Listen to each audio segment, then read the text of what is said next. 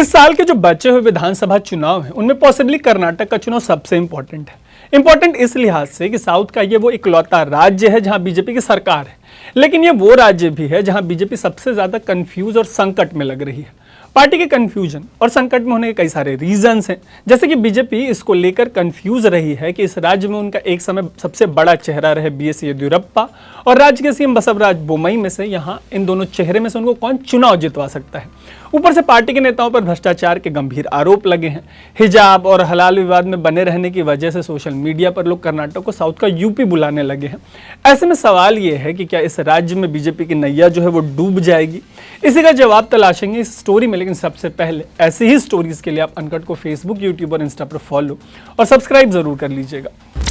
BJP का जो confusion है उसका अंदाजा आप इस बात से लगा सकते हैं कि थोड़े दिनों पहले खबर आ रही थी कि कर्नाटक में पार्टी की कमान येदियुरप्पा के हाथों में होगी, लेकिन अब पार्टी के सेंट्रल लीडरशिप ने स्टेट में सीएम बसवराज बोम्मई को कैंपेन कमेटी का चेयरमैन बना दिया। मतलब चुनाव की जो कमान येदियुरप्पा के हाथों में जाती दिख रही थी वो अब फिसल गई। इस फैसले को लेकर कहा जा रहा है कि बीजेपी ने फिर से येदियुरप्पा के पर कतर दिए। हालांकि अभी भी 25 मेंबर्स वाली इस कमेटी में येदियुरप्पा को जगह दी गई है। कमेटी में जगह पाने वालों में उनके बेटे बीवाई विजेंद्र भी शामिल हैं, लेकिन कमेटी की लीडरशिप येदियुरप्पा के हाथों में नहीं जाने के बड़े मायने हैं, राजनीतिक मायने। दरअसल देश के हर राज्य की राजनीति को कई तरह के आइडेंटिटीज जो हैं वो डोमिनेट करती हैं। कर्नाटक के मामले में सबसे डोमिनेंट आइडेंटिटी लिंगायत समुदाय वालों की बताई जाती है। येदियुरप्पा और बोम्मई दोनों ही लिंगायत समुदाय से आते हैं, लेकिन बीजेपी के जो लीडर्स हैं उनसे लेकर मीडिया एनालिस्ट तक का यही मानना है कि इस कम्युनिटी पर जैसी पकड़ येदियुरप्पा की है वैसी बोम्मई की नहीं है। किसी नेता का अपने समुदाय पर पकड़ होना अक्सर राजनीतिक तौर पर उसके फेवर में जाता है, लेकिन येदियुरप्पा के मामले में फिलहाल ये उल्टा पड़ रहा है। कहा जा रहा है कि पार्टी ने उनके और उनके बेटे के पर कतरने के लिए एक बार फिर से बोम्मई को आगे बढ़ाने का फैसला लिया है। इसके पहले येदियुरप्पा को हटाकर बोम्मई को राज्य का सीएम बनाया गया था। कहते हैं कि ऐसे फैसलों से पार्टियों में अंतर कलह बढ़ती है और उन्हें चुनाव में नुकसान होता है। हालांकि नरेंद्र मोदी के दौर की बीजेपी में अगर हिमाचल चुनाव जैसे कुछ अपवाद को छोड़ दें उनके रिजल्ट्स को, तो पार्टी अंतर कलह से निपटने में मोटा मोटी सक्सेसफुल रही है।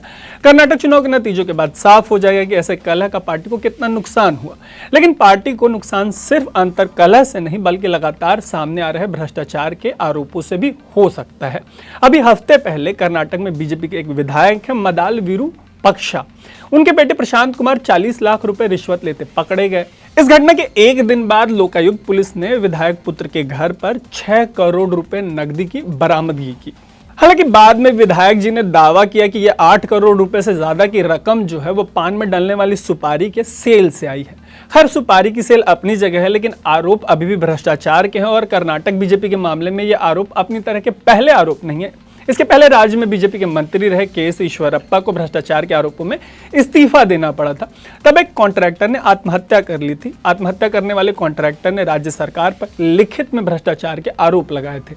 आलम यह हो गया था कि कांग्रेस ने बीजेपी पर लगे कमीशन लेने के आरोप पर एक कैंपेन चलाया था। यूपीआई ऐप है पेटीएम, उसका नाम बदल के कांग्रेस वालों ने कर दिया था पे सीएम, और पे सीएम के जरिए उन्होंने जो राज्य के सीएम हैं बसवराज बोम्मई, उनकी बीजेपी वाली सरकार को प्रदर्शन करके घेरने का काम किया था।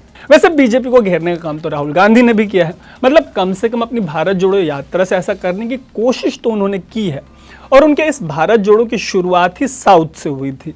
उनकी इस यात्रा में कर्नाटक भी रास्ते में पड़ा था। ऐसे में कर्नाटक चुनाव इस बात की भी परीक्षा होगी कि राहुल ने बीजेपी को घेरने की जो ये कोशिश की भारत जोड़ो से, वो कितनी सक्सेसफुल रही। इसके अलावा राज्य के चुनाव में ये भी देखने वाली बात होगी, बहुत अहम होगा कि वहाँ भ्रष्टाचार जैसे बेकार मुद्दे हावी रहते हैं या हिजाब, हलाल, हिंदू मुसलमान जैसे जरूरी मुद्दे।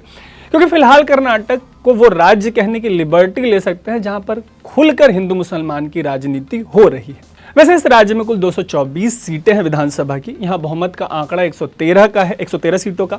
अब जो करंट असेंबली है उसकी सेवा 24 मई को समाप्त हो जाएगी। मतलब मैं कहना चाह रहा हूँ कि 24 मई से काफी पहले इस राज्य के चुनावी नतीजे आ चुके होंगे, और नतीजों का विश्लेषण देंगे आपको यहीं अनकट पर, इसलिए देखते रहिएगा अनकट। मेरा नाम है तारुण।